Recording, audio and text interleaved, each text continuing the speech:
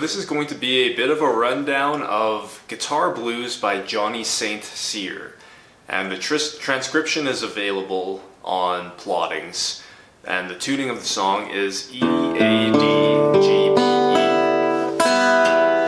and the song is in the key of A.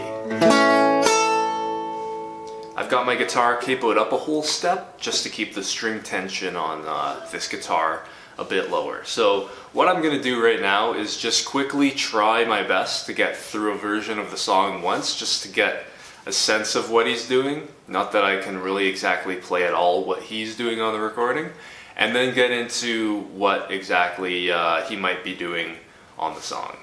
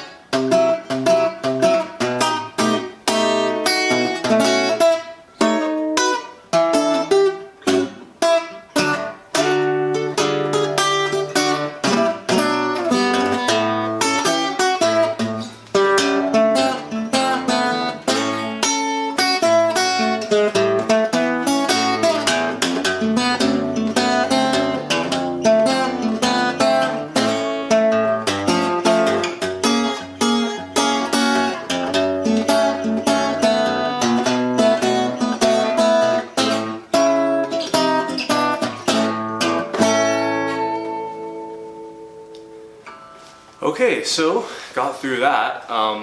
The song essentially has an A-A-B-A type of form.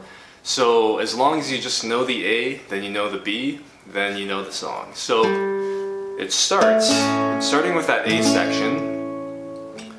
It starts with kind of a slide in, kind of one of these classic slides. So you kind of slide up into the 5th fret of the bottom string. And then it doesn't really matter where you stop. Usually around the 3rd to the 5th fret. And then you hit the 5th string open.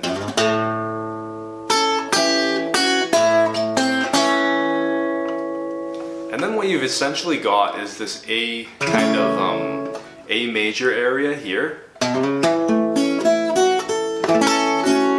And you've got the bar chord, which is really central to this song, across the 2nd fret of the top 4 strings. And then you've got the 5th string open, and that's your A. And so if you hit the top 5th fret of the top string on top of this bar, then you've got this classic sort of blues chord shape. And so you got that 5th fret on the top string, then you can load up the 3rd fret, having it already pre-fretted and ready to go. And then you can leave it open into the bar. And you can also go into the 5th fret of the 2nd string.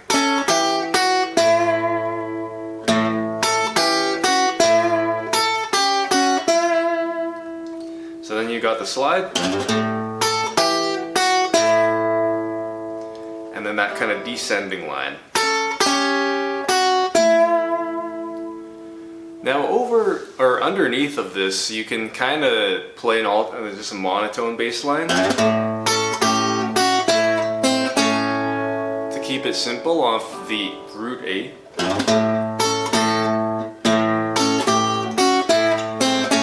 Or you can kind of attempt an alternating bass line on the 5th string, 4th string.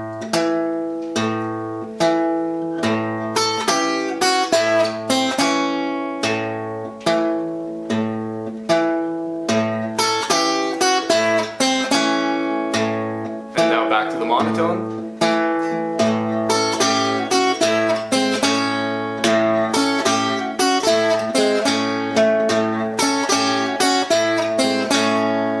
And that's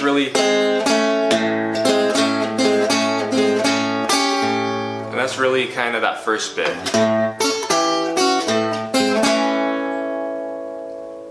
Of the A. And then he gets it to the 4 chord, where he'll do this kind of classic move that's often associated with Robert Johnson. And essentially, it's kind of like actually you're playing a D7 on the top, and essentially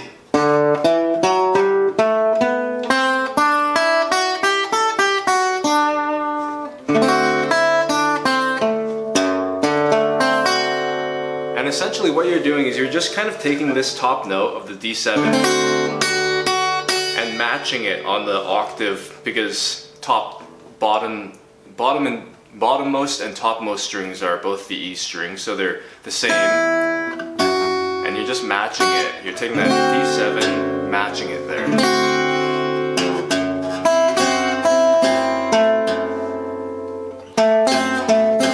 Except now on the top string, you're going to just ignore that top note. And you're hitting that monotone bass line on that, what's actually the major third.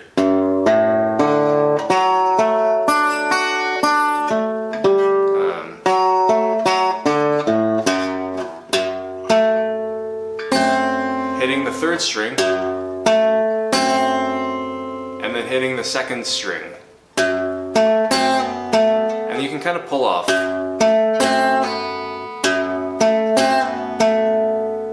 Back into the 3rd. So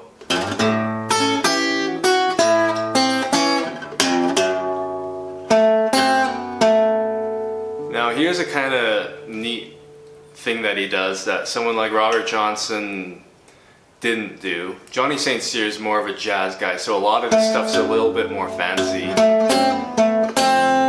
And the cool part is, he recorded this in the same year, basically the same couple of years that Robert Johnson made his landmark recordings, and yet Johnny St. Cyr by then had already recorded with Jelly Roll Morton, Louis Armstrong.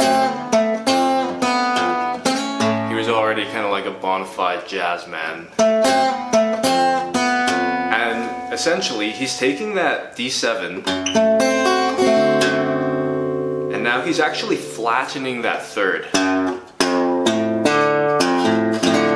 And he's playing a minor 3rd.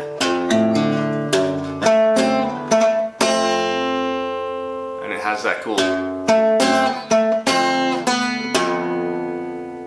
kind of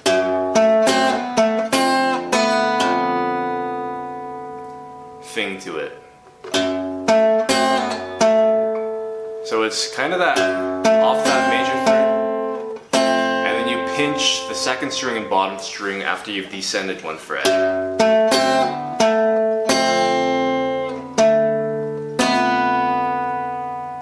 Like that. Holding down that 2nd fret of the 3rd string all the while.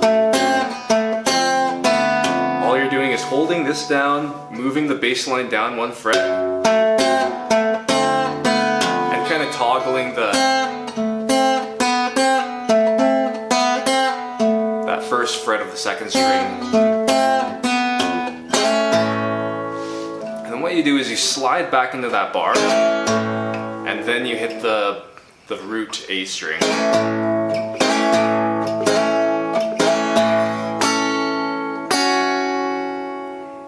And then you kind of do this. Remember, the pentatonic here is actually a minor pentatonic off of the second fret, which in the key of A is actually the major pentatonic. So you got that bar, and you're kind of descending down that pentatonic.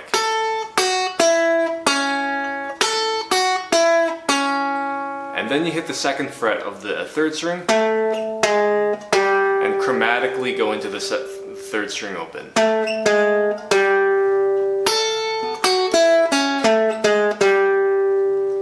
And then, so this is all, and then you hit the second fret of the third string. This is all kind of like pentatonic or Miscellaneous scale. And that dominant 7 note right there will lead into the 4 chord, but then you go up to the 2nd fret, 4th fret, back to the 2nd fret of the 2nd string, 2nd fret of the top string to the 5th fret of the 2nd string.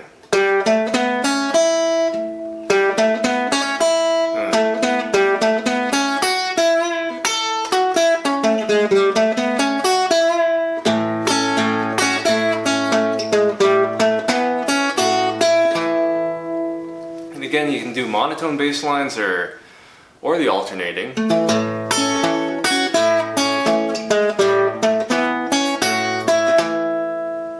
And all together now.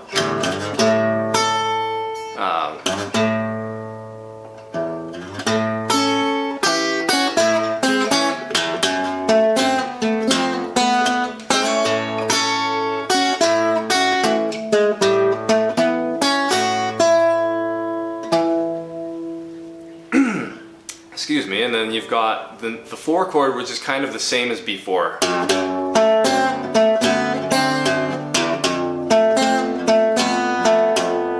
Except that you just hit it slightly differently. And remember, you got these kind of pickups.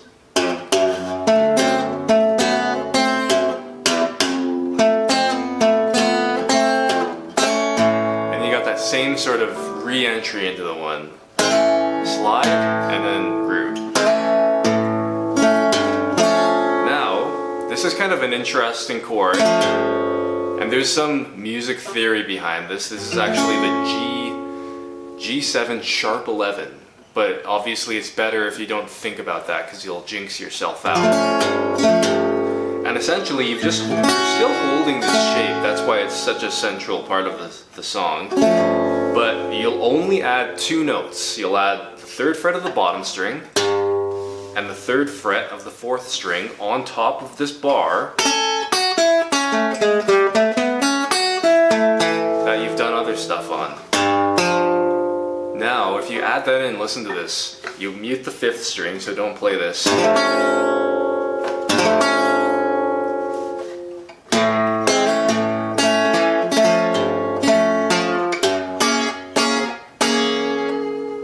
And then the next chord you play is this one, which is essentially just a major bar chord, except just leave out these 2 notes that you'd usually play in like a basic bar chord off of the 2nd fret, and just play the bar across the top 6 strings, or all 6 strings, and the 3rd fret of the 3rd string. And now add in the 4th fret of the top string. And that's essentially a dominant chord there off of the 2nd string, or 2nd fret of the bottom string. So, mouthful, but here let's cover it again. You got this sharp 11 chord, but don't think of it as a sharp 11.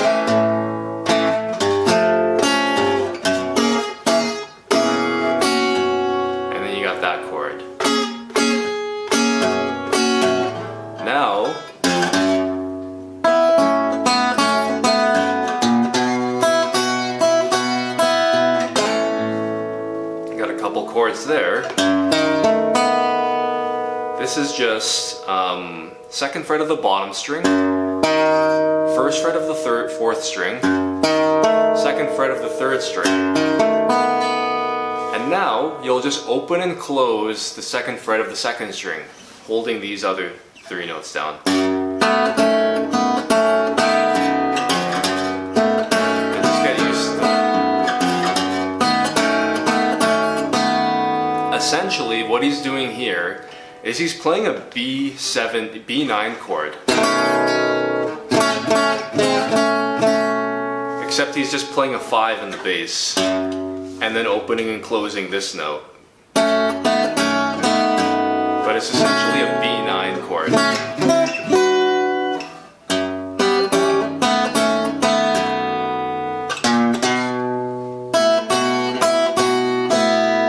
And then you've got this kind of 5 chord which he plays.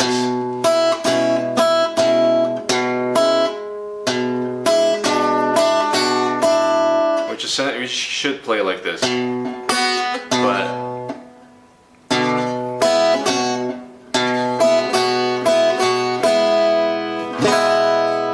2nd fret of the 5th string, 1st fret of the 3rd string, open and close the top string 2nd fret. So you got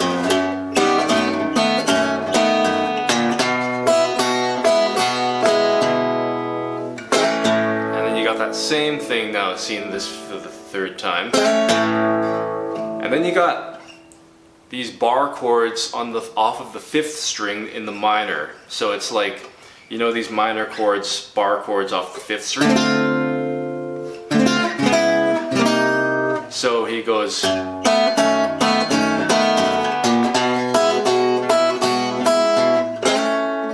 then he goes bar chord off of the 4th fret of the 5th string, minor bar chord, and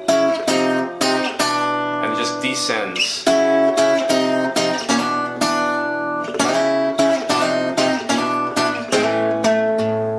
And slides into that bar.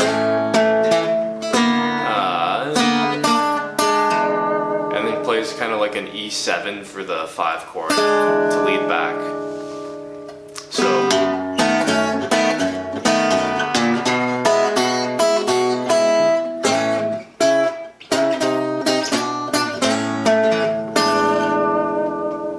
and he slides back in, and that's the A section.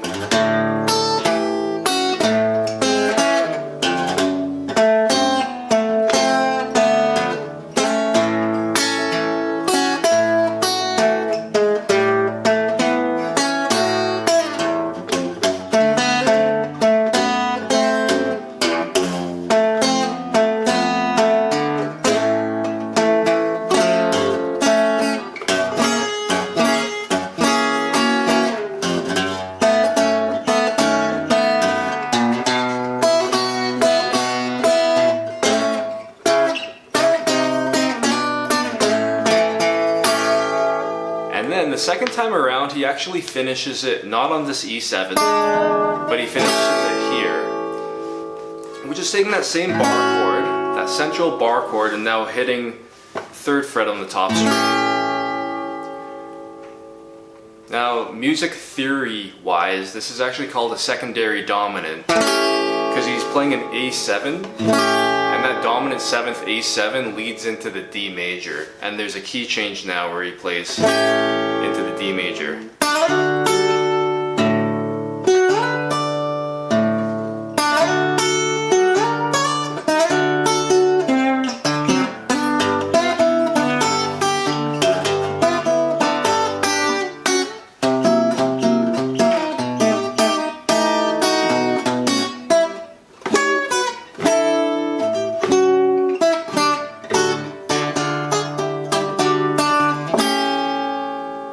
That's the B. So now once you learn that B section, you know the song. So not too much left to go. So once you hit that, really what you're gonna do is hit the D open string and slide into the 7th fret of the 2nd string. As as you hit the slide, then you hit the bottom string. I should say 4th string. You're hitting a double stop up here, 7th fret and 5th fret. And then you can alternate between the 4th and 5th strings. And now slide into the 12th fret and the 10th fret, taking into account the capo.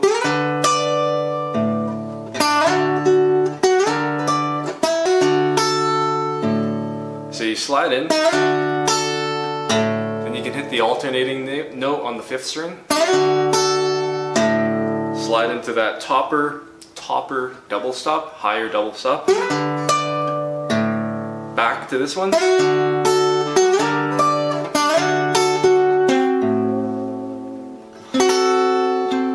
Now you got another dominant chord leading into a new key. Not really a new key, but a new kind of like temporary key.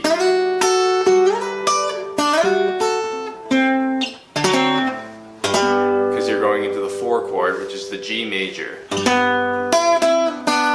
Now here, you've essentially got a major bar chord again, but you're playing it in more of an old school style with the thumb wrapping around here. 5th fret of the 4th string, 4th fret of the 3rd string, 3rd fret of the 2nd string, 3rd fret of the bottom string with the thumb. And then with the pinky, you're hitting that 5th string and just 5th fret of the 2nd string and just hitting a bend.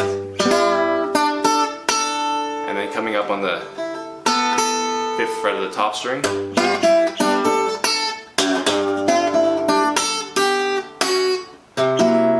So that's really that bit there.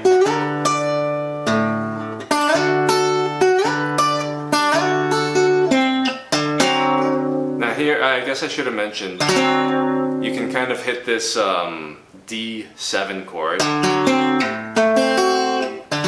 kind of the 5th fret of the 5th string, 4th fret of the 4th string, 5th fret of the 3rd string.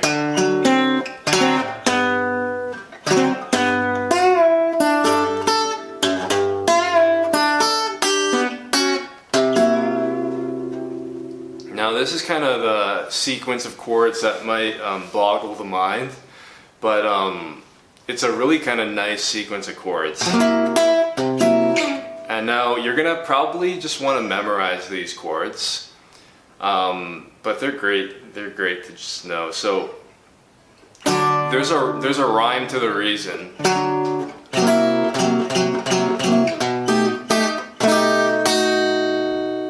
Think of all of these chords as being based off of the basic dominant 7th chord bar chord that's played off of the 5th string, which is learned when you're just learning the guitar. This is one of the essential chords to know. You got the major, the dominant 7th. So you got that. So then I'll play a dominant 7th off the 3rd fret of the 5th string.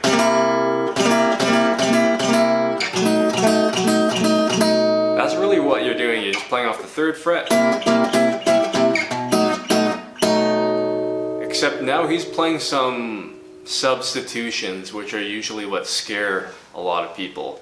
But actually in jazz, Lenny Tristano used to say all dominant 7th chords should have some substitutions. So those are those weird numbers like sharp 5, sharp 11, things like that, flat 9. So when you're thinking about that, just kind of think of this as like a normal dominant 7th, except you're taking this 5, 1, 2, 3, 4, 5. You're taking the 5, the 5th scale degree, and just flatten it. And notice how it just kind of changes the flavor a little bit.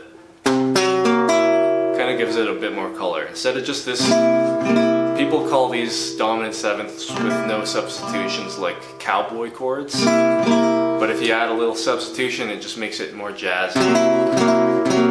And so now that this is a flat 5, you could call this a flat 5 or a sharp 4.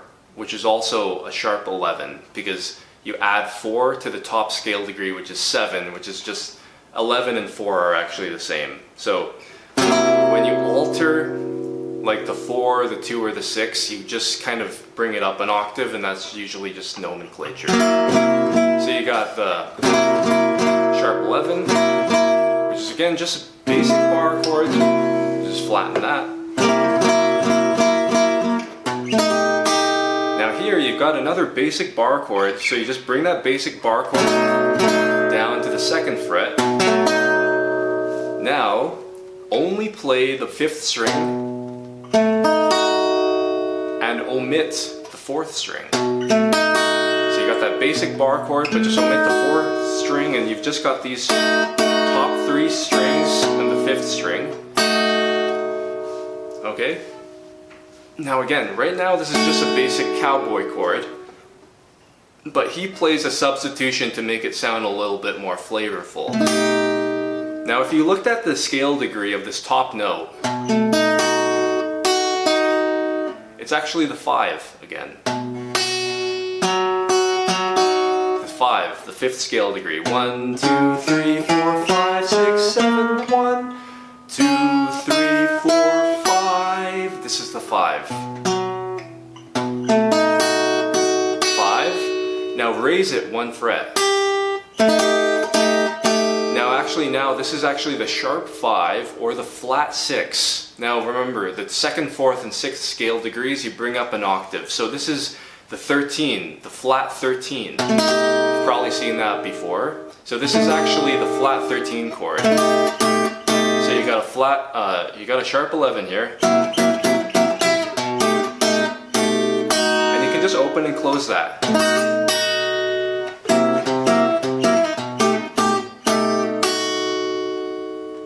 And then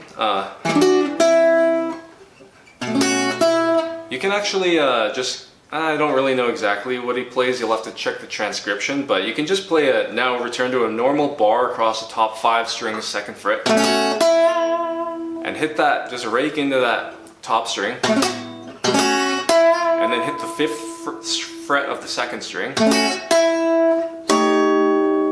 Now come up to the 7th fret, bar across the top 4 string, 7th fret, then with your 2nd string, 2nd finger, bar across the top 3 strings on the 8th fret,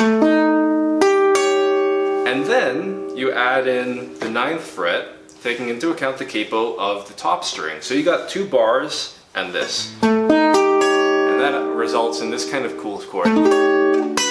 So you hit that, then you open it up into the 7th fret of the top string.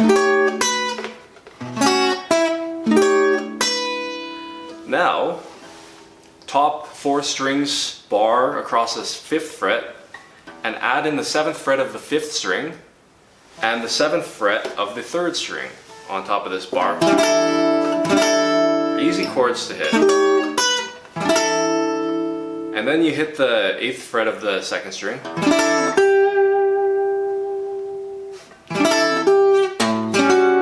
And then here you're just hitting the 5th bar across the kind of a dominant 7th bar chord off of the 6th string.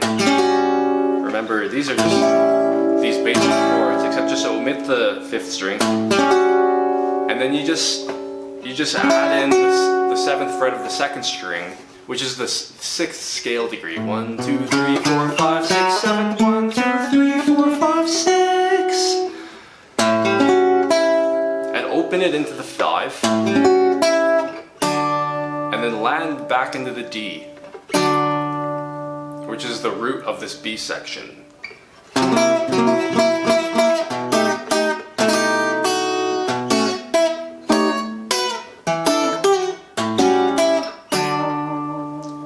Now I hit that kind of like a C chord, as if it's up down here, but it's up here, hitting just the fretted notes, being the 5th fret of the 5th string, 4th fret of the 4th string, 3rd fret of the 2nd string. Pinching those.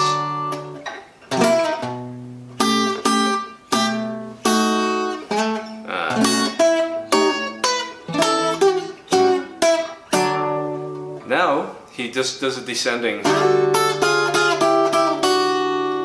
double stop thing on the top 2 strings. 7th fret of the 2nd string, 5th fret of the top string, and just descend twice. And then the last double stop is slightly different. 3rd fret of the 2nd string, 2nd fret of the top string. And then you again hit that A7, and then repeat.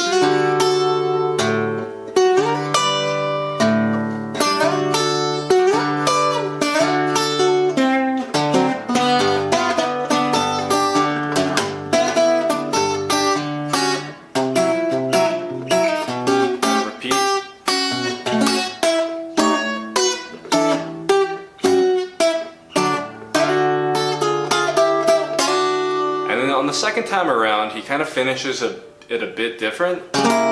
You can kind of do this diminished chord here.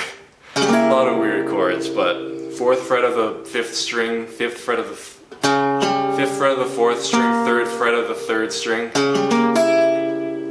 and 5th fret of the 2nd string. Diminished chords lead in really well, and then 2nd fret, kind of minor chord off the 2nd fret of the 5th string.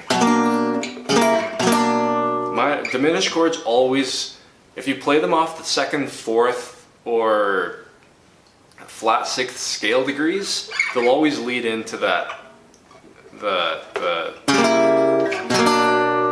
root. Or off the 7.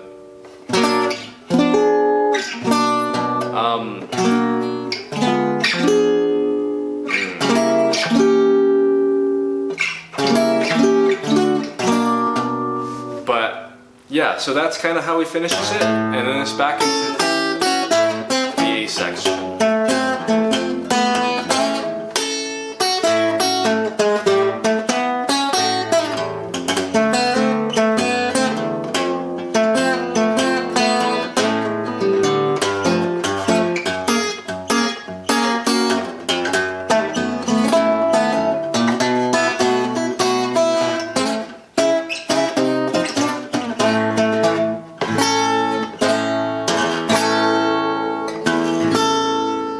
And that's really the ending.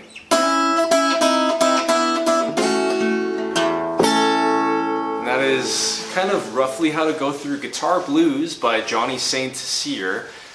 I didn't play the exact notes that he plays. If you want the exact notes, then check out the transcription. It's got everything, or more details there. So thanks a lot for watching, and see you later.